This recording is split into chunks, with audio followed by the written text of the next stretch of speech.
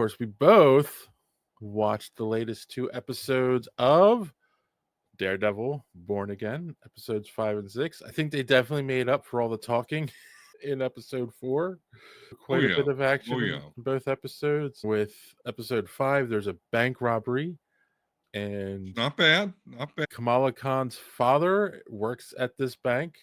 And I Yep. thought that was a really nice touch to include that story into this. Him, but they talked about her, and so yeah, it was a good connective tissue there. Yeah.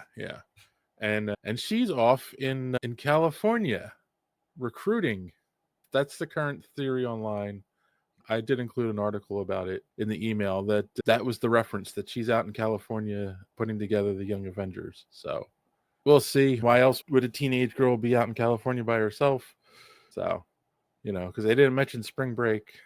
That was St. Patrick's Day. Or a porn studio, so we can. Hey, you said girl go out in California by herself. There's only so many reasons to do that. That is terrible. So, anyway, Agreed. so what did you think of the episode? Let's start episode 5 altogether.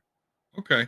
First of all, I'm annoyed that they dropped 2 episodes because it's just not consistent. I wasn't expecting it, and to be completely honest, I didn't watch those 2 episodes until about 2.5 hours ago. Okay. That aside, I was like, oh, here we go, 2 episodes, Daredevil bored again. But I will say, starting with the 5th episode there, like you said, it was that bank heist, and I thought it was interesting, cool action. So yeah, no, I was a little bit disappointed in kind of the story progression in the 5th one. I was like, okay, Okay.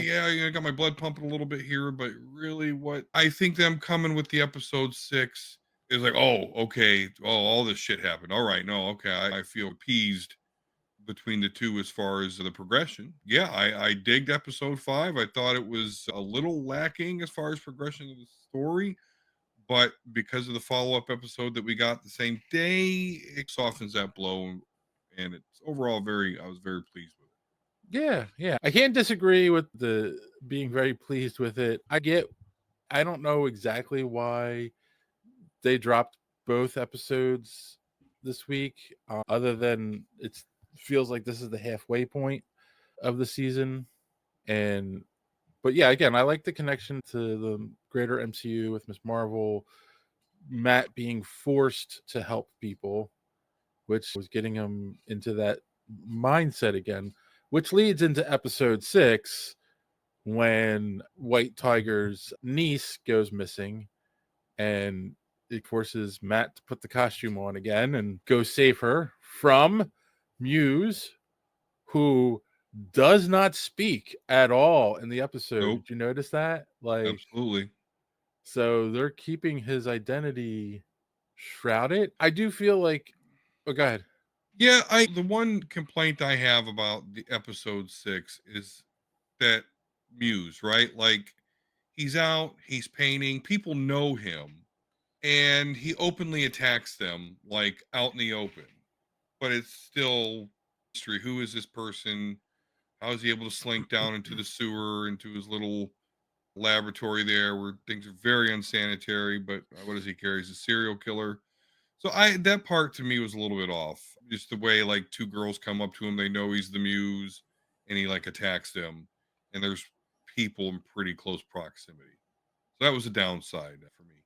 Yeah, but they do go up saying It matters not. It really doesn't. I get that much. So yeah. The thing is, it's one of those things where he's looked at as like a cult hero, a graffiti artist. Like, they don't know that. yeah, You're right though. Like, attacking those girls out in the open on the street, that seemed a little odd. Like that's a little bold. Like, they weren't in an alleyway or something where it was dark. Like, they were, like you said, they were out on the street. So I'll give you that. And I can't. Here's the thing: I don't remember, because there's that they have the big fight in the sewer. Matt, Daredevil and Muse. They have the big fight. He ends up using his, they call it nunchuck, yeah, whatever. Yeah, Billy Club. I don't know. billy club with extension cord, to wrap it around his neck and hog tie him up, and then He lets it go and he's out and he's on the ground. And I don't remember. I feel like he was about to go check him, and then the girl says, "Is that you, Daredevil?" And he turns around and goes, "Yeah, I'm here." Which, like, I get that's the end cap of the episode because that's him saying, "Yeah, I'm Daredevil again. I'm back." But they don't show what happens to Muse after that. Does he get up and run away? Is he going to be arrested? So I'm curious, are they going to follow up on this in the next episode? I imagine they are. Like, you're not going to leave us hanging like this. But yeah. And we also learned don't ever have an affair with Wilson Fisk's wife. Hey, I fucking understand that shit 100%. And I love Would that. you give the guy an axe, though? If I'm Wilson Fisk and I'm serious about to pound this motherfucker into paste, yeah, maybe it might make me feel a little bit better. Be like, yeah, I'll give you a chance. I love that part, by the way. But let's go back to, I think earlier, now that we're on the Wilson Fisk. So he went to that like fundraising party. Yeah. So let's go. And we were talking about his connection to the Young Avengers on these episodes. They're like, the dude he was talking to that threatened him or was like, oh, I'm just warning. He was in the Hawkeye show. He was her stepdad. Oh, yeah. And he's actually the swordsman, I believe. Although it wasn't revealed. It was a kind of revealed or alluded to in Hawkeye. But there's a quick clip of him in the episode as the swordsman. Okay. Don't you remember that? I don't. When they're doing all those interview on the street things to do the cuts between the scenes, one of them, there's a guy like a skater guy, and they're showing him a video, and he goes, "Oh, everyone's calling him the swordsman. Yo, keep doing your thing, dude." And it was a guy all in black. Yes, now I do remember. Yeah, and I don't know why I didn't pick up on that at all. Okay. So you're right. There's definitely, I wasn't even thinking about that because I forgot he was in the episode. So yeah, there's a definite connection. I think we're going to be getting, if we don't get the Young Avengers, I'm going to be so pissed. I'm sure there's no reason not to. There's no reason not to have a Young Avengers show on Disney Plus. There's no reason not to. And so I loved like when his wife was putting on that suit and it ripped. Because I've been telling you, I've been waiting for that Kingpin moment where like he's not just some bald dude, fat bald dude. No, he's a fucking monster.